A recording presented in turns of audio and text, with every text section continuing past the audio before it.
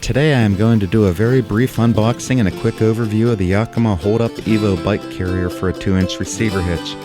I do not personally own this rack, but I volunteered to assemble it for a friend and do a quick review in the process. The assembly of this rack is pretty straightforward. The instructions are easy to follow and on point. The Yakima HoldUp EVO Bike rack can be purchased through REI and Amazon, among other places, which I will include the links in the description below. If you find this video helpful, be sure to click the thumbs up and subscribe if you're new. Check out some of my other videos while you're here.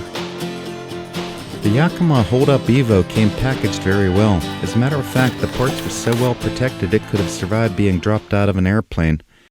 Okay, maybe that was an exaggeration, but you get the point.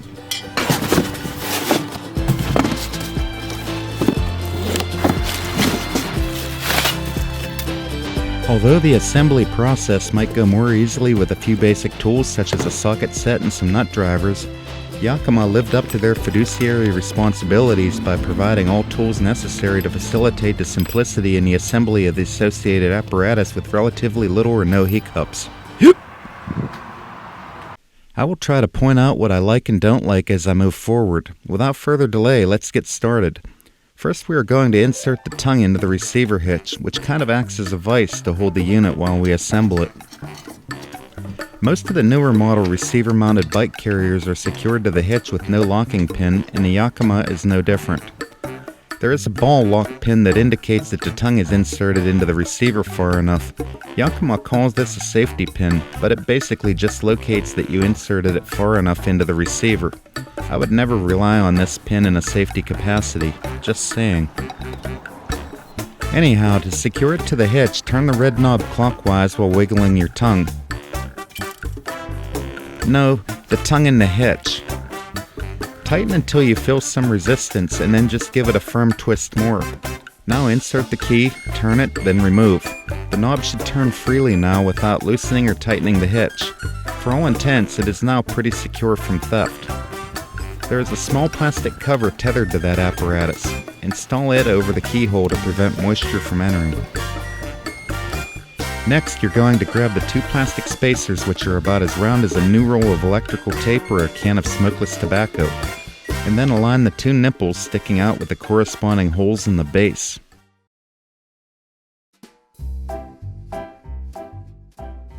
Now grab the spine of the carrier as shown and align it over the 2 spacers that you just installed with the 2 channels facing toward you. In your hardware pack there will be 1 spine bolt, a nut with a nylon bushing inside of it, along with a couple washers. The nut and the bolt can be installed either direction with the washer under the head and under the nut. Tighten it with the included wrenches per manufacturer's instructions to 25 foot-pounds or 34 Newton meters. Next, we are going to remove the small bolts, lock washers, and flat washers from the tray assemblies with the included wrenches. There will be 4 in each tray. These install as shown into the channels on the spine. One with Yakima on the wide part goes on the bottom channel, and the one with Yakima on the narrow part goes on the top channel so that you can read their brand name with the rack in any position. Install the 8 bolts with lock washers and flat washers through the slotted holes onto the wheel trays. Get them all started before tightening and center them on the slotted holes for now. Per manufacturer's instructions, tighten them to 17 foot-pounds or 25 Newton meters. They may need adjusted later when we put the bikes on.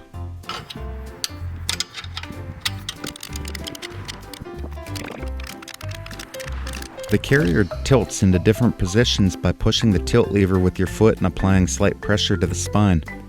One thing that is pretty badass on the Yakima rack is that they include a bottle opener at the end of the spine. Speaking of that, I think we need to check this for functionality.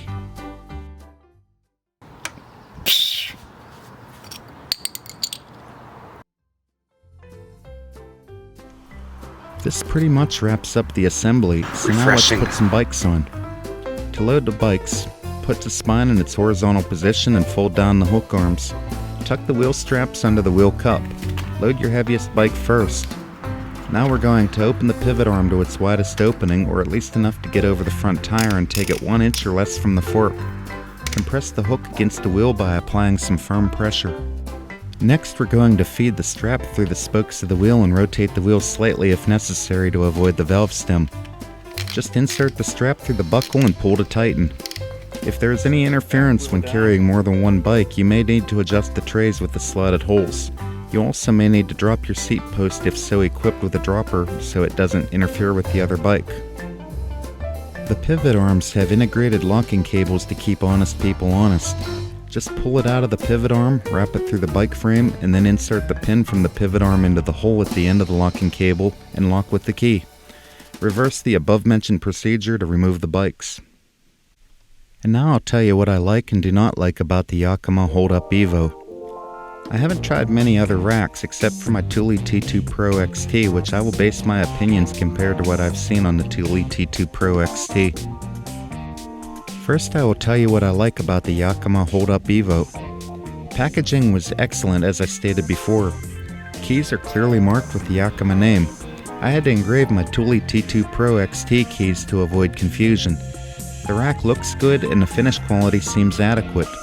I really like the integrated bottle opener, although I always seem to find a way to open a beer bottle when I need to. Instructions are pretty clear and on point. Here's what I felt they could have done better on. First off, it's made in China. I'm all about protecting American jobs, and although this was designed in America, it was made in the same place that the coronavirus was made. China! The wheel cups feel like they're pretty frail. I've read reviews stating that people had to replace these because of them not being robust. The locks seem pretty hard to get back into the hook arms after using, but if you shake them, they will go in.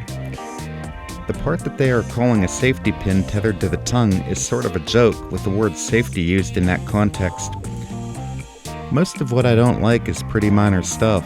By and large, this thing does what it's supposed to, and that is carry bikes with confidence that they will arrive in one piece, and the Yakima HoldUp EVO delivers that. If you were to ask me which I'd rather have, with the choices being the Thule T2 Pro XT or the Yakima HoldUp EVO, I would definitely pick the Thule T2 Pro XT hands down. I will include the link above as well as in the description below with the unboxing and assembly of the Thule T2 Pro XT that includes what I like and do not like on that bike carrier. If you found this video helpful, please click the thumbs up and share it with your friends. If you're new to the channel, please consider subscribing and check out my other videos. If you've done all of that or none of that, it's all good. Please stay safe. Thanks for assembling bike racks with me today, and I'll see you next time.